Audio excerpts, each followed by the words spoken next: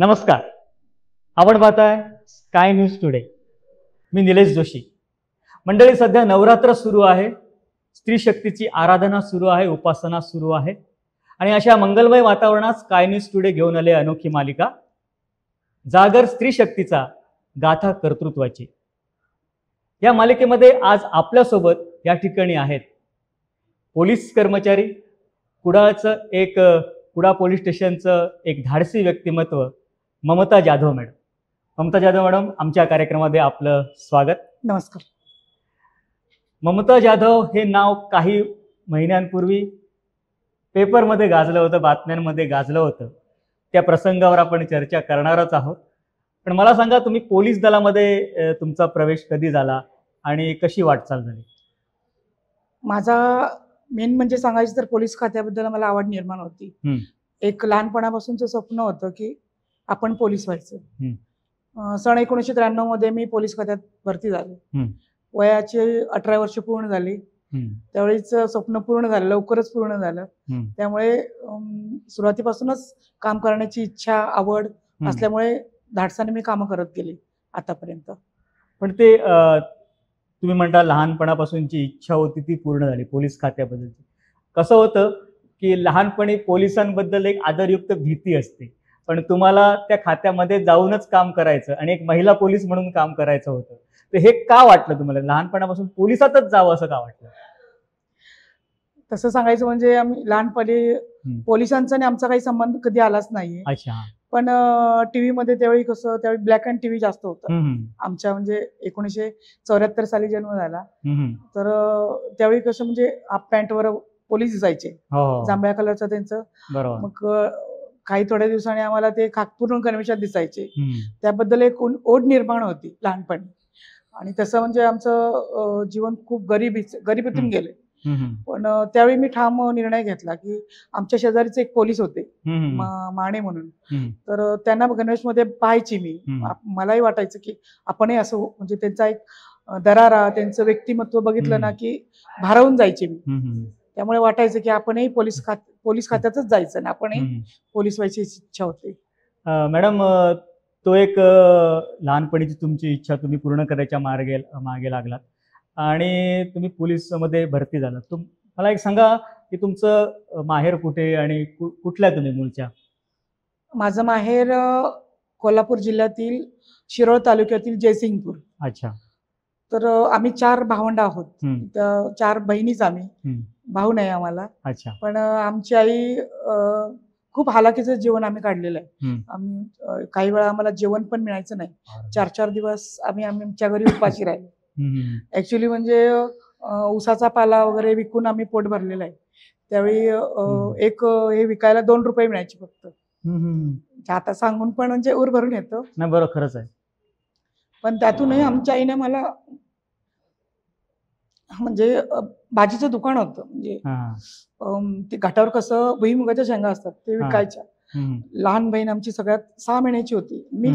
मीच मोठी सगळ्यात. तर मग ते आम्ही लोकांच्या शेंगा हे करायला, तोडायला जायचो. त्यावेळी एवढे एक 2-3 किलो असे मिळाले होते आम्हाला सगळ्यांना मिळून. ते माझ्या आईनं बाजारात जाऊन 20 रुपयाला विकले त्यावेळी. त्याच्यानंतर मग दुसरे, त्याच्यावरच आमचा एवढा मोठा व्यापार झाला ना की आईला मी सगळ्या बहिणी मदत करायचो. त्याच्यातून मी मोठी असल्यामुळे माझ्यावर जबाबदारी जास्त. त्यामुळे आमचं शिक्षण, आम्ही 4ही बहिणींनी शिक्षण घेतलं. फक्त आता सध्या 4 नंबरची जी बहीण आहे देवगड पोलीस स्टेशनला कार्यरत आहे. ती पण पोलीस आहे? हो, तिचे मिस्टरही पोलीस आहेत. 2 नंबरची बहीण आहे, तिचे मिस्टर हायस्कूल टीचर आहेत. रुकडी म्हणून गाव आहे, हातकणंगले तालुका, कोल्हापूर जवळच आहे. आणि 3 नंबर तिचे ग्रामपंचायत सदस्य आहेत, विथ बिल्डर आहेत. आणि ती हाऊस वाईफच आहे. आणि आम्ही दोघीच फक्त पोलीस खात्यात आहे. माझी आवड बघून तिलाही आवड निर्माण झाली, त्यामुळे ती म्हणजे थोरल्या बहिणीचा आदर्श धाकट्या बहिणीने घेतला आणि ती पोलिसांमध्ये आलेली आहे. तुमच्या कौटुंबिक पार्श्वभूमीबद्दल नंतर. इकडे खरं म्हणजे तसं लव्ह मॅरेज म्हणता येणार नाहीये. आमचे ग्राउंडचे टीचर होते, शारबिद्री सर. त्यांनी मला विचारलं माझ्या बघण्यात मुलगा आहे. त्याच्यानंतर आम्ही बोलायचो. ठरल्यानंतर लगेच भरती होऊन 6 महिने झाले. त्यानंतर लग्न झालं. नंतर मुलं झाली 2. आणि आता आहेत व्यवस्थित. मुलगी इंजिनियर आहे अरे वा. आणि मुलगा डबल ग्रॅज्युएशन करून जॉबचं बघतोय आता. पण त्यांना पोलीस खात्यात यावं असं नाही वाटलं का? ते आमचे हाल बघून नाही म्हणतात येत. अरे बाप. दोघांनाही नाही. आम्हाला लाईफ काय म्हणजे लहानपणापासून बघतायत ते, त्यामुळे ते म्हणतायत नाही म्हणतात आम्ही येत. तिला इंजिनिअरिंगची आवड होती, ती तिकडे गेली. मुलगा बघूया, अजून प्रयत्न चालू आहे. ओके. तुम्ही आता कुठे कुठे काम केलं जिल्ह्यामध्ये? जिल्ह्यामध्ये मी सुरुवात कुठून सुरुवातीला झाली? सावंतवाडी हेडक्वार्टर मध्ये 1.5 वर्ष काढली. त्यानंतर सावंतवाडी पोलीस स्टेशनला 7.5 वर्ष काढली. त्याच्यानंतर वेंगुर्ल्याला 3.5 वर्ष. वेंगुर्ल्यावरून बांद्याला कुडाळ पोलीस स्टेशनला 5 वर्ष काढली. त्याच्यानंतर आमची बांद्याला गेली ट्रान्सफर, तिथं 4 वर्ष झाली बरोबर. त्याच्यानंतर माझी कणकवलीला बदली झाली. कणकवलीत 5 वर्ष कंप्लीट केली. आता पुन्हा इकडे बदली झाली माझी. साधारण आतापर्यंत किती वर्ष सर्व्हिस झाली तुमची? माझी रनिंग 32 वर्ष रनिंग आहे. 32 वर्ष आणि अजून 8 वर्ष बाकी आहे. अरे बापरे, मॅरेथॉन आहे सगळं. आता तुम्ही काय म्हणून काम करताय, कुठल्या पदावर? आता मी पोलीस हेड कॉन्स्टेबल आहे. जवळजवळ मला पोलीस हेड कॉन्स्टेबल याच पोलीस स्टेशनला झाले मी हेड कॉन्स्टेबल. 18 वर्ष झाली हेड कॉन्स्टेबल होऊन. अच्छा. आणि ध्येय काय आहे, म्हणजे काय व्हायचं, की अजून उमेद आहे की आता पुरे झालं असं वाटतंय? कसं आहे, म्हणजे शासनाने 10, 20, 30 7वा वेतन आयोग हे केल्यामुळे, त्याच्यामध्ये केल्यामुळे खरं म्हणजे ऍक्च्युली आता PSI व्हायला पाहिजे होतं. पण 1 स्टारचा पगार मिळतो, सहाय्यक पोलीस फौजदारचा पगार मिळतो. पण होणार, ग्रेड PSI पर्यंत जाणार आहे इच्छा. नक्कीच तुमची इच्छा दुर्गामाता नक्कीच पूर्ण करेल, तिच्या चरणी प्रार्थना करूया आपण. मला सांगा, मी त्या पहिल्या सुरुवातीच्या मुद्द्याकडे, 2 महिन्यापूर्वी ATM फोडीचा प्रकार झाला होता आणि तुम्ही धाडसाने त्या एकाला पकडलं होतं. तर तो प्रसंग तुमच्या तोंडून ऐकायला आवडेल आम्हाला. काय झालं होतं? खरं सांगायचं तर मला त्या दिवशी तपास रिझर्व्ह ड्युटी असते. कुठे कुडाळ तालुक्यात काय झाल्यानंतर तिथे जायचं गाडी घेऊन, आमची पोलीस स्टेशनची. सोबत एक मदतनीस असतो. मग तशी आम्हाला ड्युटी होती. एक प्रकरण आलं होतं, ते आम्ही 3 वाजेपर्यंत सॉल्व्ह केलं. नवरा बायकोचं प्रकरण होतं, ते सॉल्व्ह केलं. मग म्हटलं जरा जाऊन आराम करूया म्हटलं. मग आम्ही. कधीचे 3 वाजताचे? दुपारचे की पहाटेचे? पहाटेचे 3 वाजताचे मंडळी. मग आम्ही रूमवर गेलो, फक्त लगेच फोन आला की असं असं ATM मध्ये संशयास्पद हालचाली चालू आहेत अशी माहिती मिळाली आहे, तुम्ही ताबडतोब या. मग मी तिकडून आले आणि मदतनीस आणि 2 कर्मचारी पोलीस स्टेशनचे होते. असे 4 जण मिळून आम्ही गेलो तिथे. गेल्यानंतर तिथे आम्हाला एक 4 व्हीलर गाडी दिसली. आमच्या गाडीचा आवाज गेल्यानंतर तिथे त्यांना जाणीव झाली की गाडी कुठली तरी आली, पोलीसची गाडी. त्यामुळे त्यांनी ती धूम ठोकली. धूम ठोकल्यानंतर म्हटलं, आणि एवढी वेगात होती ना की ते समोरचं पेट्रोल पंप आहे ना, ते उडत म्हणजे त्यांना ठोकणार होती. एवढं 100 ते 150च्या स्पीडने त्यांची गाडी होती. मग म्हटलं आता याचा पाठलाग करून मिळणार नाहीत. म्हटलं आता ATM मध्ये संशयास्पद हालचाल चालू आहे. म्हटलं बघूया, म्हटलं काय चाललंय ते पाहूया. म्हणून आम्ही 4घे ATM कडे आलो. तर तिथे आम्हाला खडखड असा बारीक आवाज येत होता आतून. मग आमची पक्की खात्री झाली. फक्त एवढंच कन्फर्म होतं की आतमध्ये किती लोक आहेत हे आम्हाला कन्फर्म माहिती नव्हतं. मग आम्ही कानोसा घेतला. म्हटलं आहेत म्हटलं आतमध्ये. आणि म्हटलं आता करायचं काय. म्हटलं आमच्याकडे हत्यारं पण नव्हती. म्हटलं त्यांच्याकडे कुठलंही हत्यार असू शकतं, जीवावर बेतू शकतं, बरोबर असंही वाटलं आम्हाला. पण त्याच्यात मोठी मिस होती. ते कसे एवढे अनुभव नव्हता. मग मी म्हटलं काय करायचं, म्हटलं फेस करूया. म्हटलं तेवढ्यात त्यांचं बाहेर येण्याची हालचाल जाणवायला लागली आम्हाला. म्हटलं आता देवाचं नाव घेतलंय, पाठीशी म्हटलं तू पाठीशी राहा.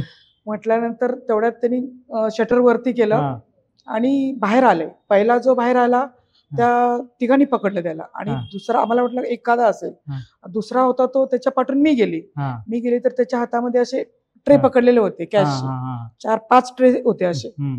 आणि त्याला मी इथे होते असे तिथे, आणि थांब त्यांना पकडल्यामुळे मी थांब म्हटलं, माधुरशोध पळतोस कुठे म्हटलं. असं म्हटल्या त्याने असं पाठीमागं बघितलं.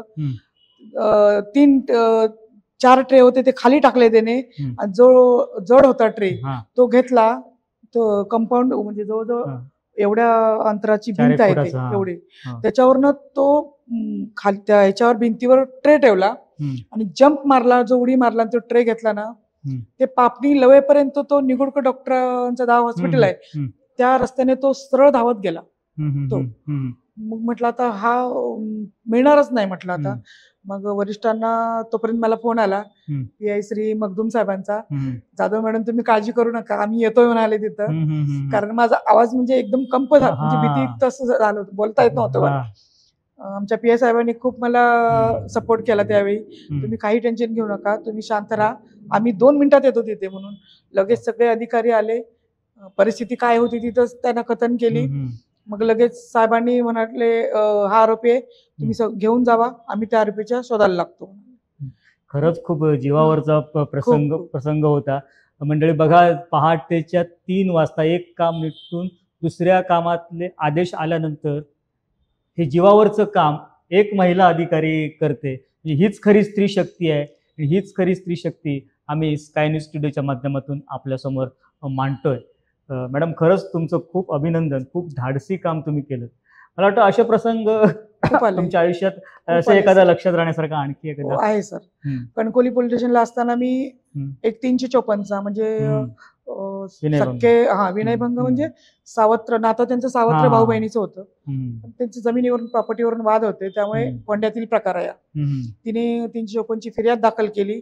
त्याच्यानंतर मी चार्जशीट पाठवलं नव्हतं. जवळजवळ 1 वर्ष मला वरिष्ठांकडून विचारणा होत होती, आरोपी अटक का नाही केला तर तुम्ही चार्जशीट पाठवा तात्पुरतं कोर्टात. पण मी सांगितलं, मी पणच केला होता की आरोपीला अटक करणार आणि मगच हे करणार. मग त्याच्या बायकोचा नंबर मिळवला आणि तिला सांगितलं की आम्हाला चुनचुन लागली की तो रत्नागिरीत आहे, पण रत्नागिरी सिटी मोठी आहे ना, कुठं शोधणार. मग तिला फोन लावला, मीच फोन लावला. म्हटलं तुमचं पार्सल आलंय पोस्टातून, म्हटलं तुमचा ऍड्रेस याच्यावर व्यवस्थित नाहीये, तुम्ही कुठे राहता तो ऍड्रेस सांगा आम्हाला, मी गेटकडे येते, तुम्ही तिथं या म्हटलं. तिनं पूर्ण ऍड्रेस सांगितला, कसं यायचं, काय यायचं, कुठे आहे ते पूर्ण सांगितलं. म्हटलं ठीक आहे म्हटलं, कारण नंतर संशयाला तर फोन स्विच ऑफ करण्याची शक्यता होती. लगेच आम्ही मेसेज टाकला LCB ला, क्राईम ब्रँचला, असं असं आहे, आम्ही गाडी नेतोय, आम्हाला परवानगी द्या म्हणून. लगेच प्रायव्हेट गाडी केली आम्ही. माझ्यासोबत तळसकर आणि दुसरे एक कर्मचारी होते. आम्ही रात्री 12 वाजता पोहोचलो तिथे, 12:30 वाजता कणकवलीहून रत्नागिरीला. 12:30 वाजता गेलो तर ते शहरवाले म्हणाले हे ग्रामीण मध्ये येतं. परत ग्रामीणला गेलो, तिथल्या एका पोलिसाची मदत घेतली. तिथं त्याला एक पूर्ण MIDC ची माहिती होती. मग तिथं गेलो आम्ही, पण ते गेट बंद होतं. म्हटलं आता करायचं काय, मालकाला सांगितलं तर तो त्याला फार करण्याची शक्यता होती. चिखलात आमचे पाय एवढे एवढे गेले, तरी पण आम्ही चपला रुतल्या अक्षरशः आम्ही, तरी पण आम्ही जंप मारून गेटच्या वरनं जाऊन, पूर्ण चाळी होत्या सगळे युपीचे, बिहारचे, कसेही लोक झोपलेले होते चाळीत, खिडकीतून दिसत होते. त्यांना उठवून आम्ही विचारला हा व्यक्ती कुठे राहतो, तर पाठीमागच्या बाजूला राहतो. मग त्याला जाऊन रात्री आम्ही बरोबर 1:30 वाजता पकडलं त्याला आम्ही. हो, आणि ताब्यात घेऊन आम्ही रत्नागिरी ग्रामीण पोलीस स्टेशनला आलो. तिथून आम्ही लगेच आलो, पहाटे पोहोचलो आम्ही इकडे. वा, खरंच म्हणजे या आठवणी तुमचं कर्तृत्व सिद्ध करतायत, दाखवतायत. असे बरेच प्रसंग तुमच्या आयुष्यामध्ये आले असतील. मॅडम, आम्ही या मुद्द्यावर येतो, मग अशी आपण चर्चा केली त्याप्रमाणे, की आता देखील महिलांबाबत अनेक घटना घडत आहेत, बदलापूरसारख्या प्रकरणं घडत आहेत. ही करताना एक पोलीस अधिकारी म्हणून आणि एक महिला म्हणून तुम्ही कसं बघता याच्याकडे, काय केलं पाहिजे या घटना होऊ नयेत म्हणून? कसं आहे माहितीये, एकतर प्रत्येक शाळामध्ये CCTV कॅमेरे पहिल्यांदा बसवले पाहिजे. मेन म्हणजे शाळेत फक्त ऑफिस स्टाफ, ऑफिस जे असतं शाळेमध्ये, तेवढाच कॅमेरा मर्यादित लावतात ते. आता वरून आम्हाला आदेश आलेले होते की प्रत्येक शाळेमध्ये जायचं, तिथे CCTV कॅमेरे आहेत का, एक महिला म्हणजे लहान मुलींना वॉशरूमला नेताना कोण जेंट्स नेमलेले का लेडीज नेमलेले आहेत याची कन्फर्म करून आम्ही सर्व शाळांची माहिती वरिष्ठांना दिलेली आहे. आणि थोडक्यात म्हणजे सांगायचं म्हणजे की टीचर, शाळेतले टीचर आणि आई वडील यांनी लहान मुलांना मैत्रीण म्हणून वागवलं पाहिजे, लहान का असणार पण त्यांना समजलं पाहिजे. आता आम्ही शाळेत गेल्यानंतर लहान मुलांना, जो पहिलीच्या मुली, बालवाडीच्या मुली, त्यांना अक्षरशः त्यांचे हात हातात घेऊन आम्ही सांगितलं की गुड टच काय आहे, बॅड टच काय आहे, तुम्ही कसं ओळखाल, असं वगैरे त्यांना समजावून सांगितलं. पण ते आजच्या काळातली गरज आहे आणि पूर्वीच्या सारखं नाही. आजची मुलं हुशार आहेत, ते ओळखतात लगेच. म्हटलं तुम्हाला काही प्रॉब्लेम आला तर मी सगळ्यांना फोन देऊन आली, सगळ्या शाळेत म्हटलं कधीही काही सांग, माझ्याकडे अखेरी बीट आहे, हा एरिया 5 ते 6 गावं माझ्याकडे आहेत.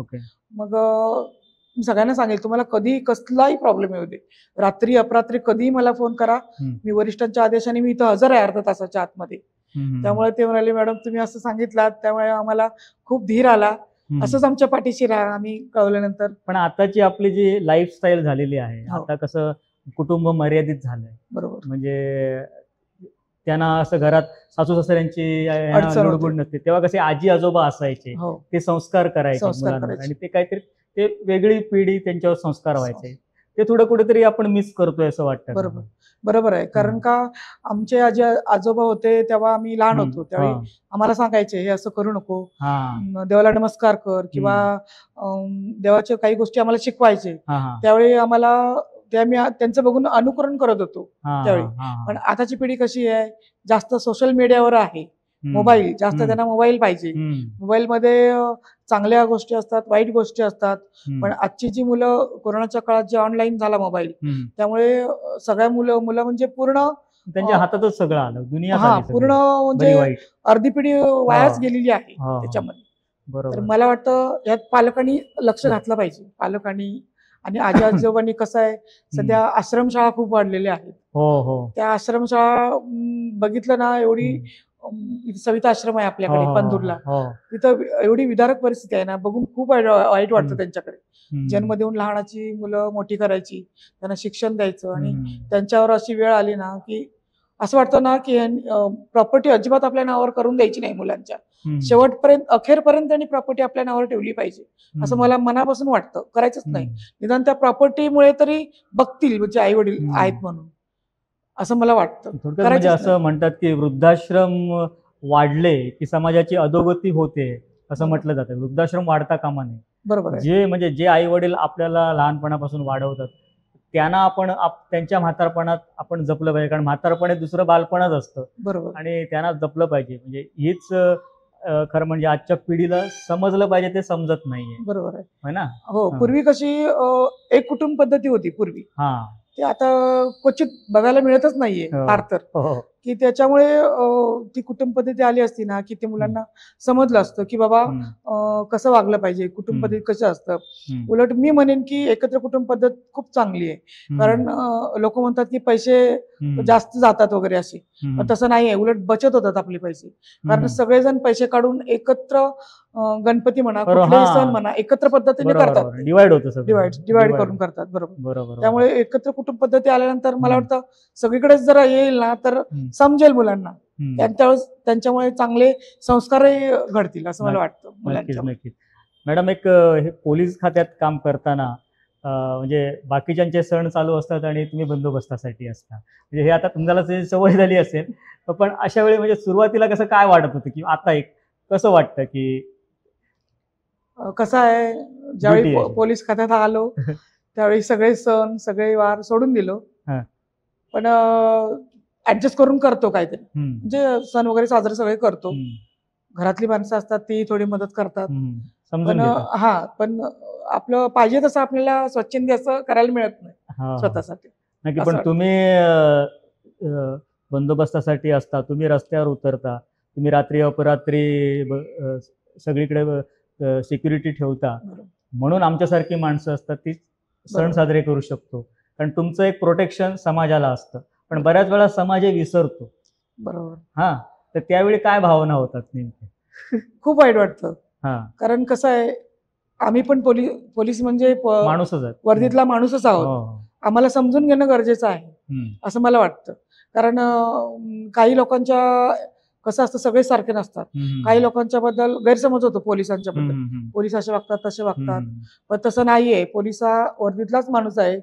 जशा आम्हाला भावना आहेत, तुम्हाला भावना आहेत, तशाच आम्हाला पण भावना आहेत. आम्हालाही वाटतं आम्ही सण साजरे करूया, आणि आम्हाला एवढं म्हणजे जीवनात एवढं काहीतरी केल्यासारखं वाटतं ना, की जेव्हा आम्ही गोरगरिबांची सेवा करतो, एखादा आंधळा पांगळा असेल त्याला आम्ही जेवण आणून देतो, पॉलिटिशियनला त्याला 4 पैसे नसतील तरी खिशातले काढून देतो, त्यावेळी ऊर भरून येतो की आपण कुठेतरी समाजासाठी काहीतरी करतो असं वाटतं. ती भावना खूप मोठी असते. खूप मोठी असते. म्हणजे सगळ्या बाकीचे त्रास त्याच्यात सगळे सगळे डायल्यूट होऊन पूर्ण जातात काही सगळे. त्रास असेल ना, हा. अशी मदत केली ना की असं वाटतं की काहीतरी खूप मोठं आपण समाजाचं देणं लागतो. आणि असं नक्की. केल्यानंतर वाटतं की असंच आपल्या हातून सत्कार्य घडत राहावं वा असं वा. वाटतं. खूप छान विचार आहेत मॅडम. म्हणजे ह्या मुलाखतीच्या शेवटच्या टप्प्यावर मी येतो. काय सांगाल तुम्ही तरुण पिढीला किंवा ज्या तुमच्यासारख्या अधिकाऱ्याचा आदर्श घेऊन पोलीस खात्यामध्ये येऊ पाहत आहेत अशा मुलींना विशेषतः काय सांगाल तुम्ही? मी मुलींच्या बाबतीत एकच सांगू शकते की त्यांनी मोबाईल बघणं टाळावं. ओके. मोबाईल बघून आताच्या मुली कसं 13-14 वर्षात चुकीचे निर्णय घेतात, पण त्यांनी तसं करू नये. आपल्या आईलाच मैत्रीण म्हणावे. आपल्या मनात कोण छेड काढत असतील किंवा कुठून त्रास होत असेल तर तुम्ही आईला मैत्रीण समजून तुम्ही आईशी शेअर करा प्रत्येक गोष्टी. त्यातून सोल्युशन निघून नक्कीच त्यातून पर्याय निघतो. पण नाही आईला सांगितलं तर काय होईल, म्हणजे काय आई मारेल का, ही भीती त्यांनी बाळगता कामा नये मुलांची. आणि आजकाल मुली नकार पचवायला म्हणजे मुलं नकार पचवायला त्यांना जमत नाही त्यांना. आणि मुलांच्या बाबतीत म्हटलं तर लहान पिढी व्यसनाधीन खूप होत चालली आहे लहान वयातच या. तर ते त्यांना मार्गदर्शन किंवा मार्गदर्शन होणं गरजेचं आहे. आणि संस्कारही कमी पडतात त्यांच्यावर. ते होणे गरजेचं आहे सध्याच्या काळात. नक्कीच बघितलात मंडळी की अतिशय खूप पोलीस सुद्धा वर्दीतला एक माणूस असतो, त्याला सुद्धा भावना असतात, त्याला सुद्धा सण साजरे करावेसे वाटतात, त्याला सुद्धा आपल्या नातेवाईकात राहावं असं वाटतं, त्याला सुद्धा मजा मस्ती करावीशी वाटते. पण ही जी वर्दी आहे ना, ती वर्दी त्याला ते करू देत, कारण ही वर्दी समाजाशी बांधील आहे, ही वर्दी समाजाचं रक्षणासाठी बांधील आहे. आणि हे सगळं कर्तव्य म्हणून पोलीस सगळे करत असतात. त्या सगळ्या पोलीस बांधवांसाठी एकदा सॅल्यूट आहे, कारण ते आहोत म्हणून आपण समाज सुरक्षित राहू शकतो. आज आपल्यासमोर या कार्यक्रमामध्ये जाधव मॅडम या ठिकाणी आल्या. मॅडम तुम्ही खूप सुंदर माहिती दिलीत, तुमच्याशी गप्पा मारल्या, त्याबद्दल स्काय न्यूज टुडे चॅनलतर्फे तुमचे मनपूर्वक आभार. नमस्कार. आभार तुमचे. मंडळी, ह्या होत्या ममता जाधव, हेड कॉन्स्टेबल ममता जाधव, ज्यांनी अतिशय खूप सुंदर प्रकारे आज आपल्याशी गप्पा मारल्यात. तुम्ही पाहत राहा स्काय न्यूज टुडे. नमस्कार.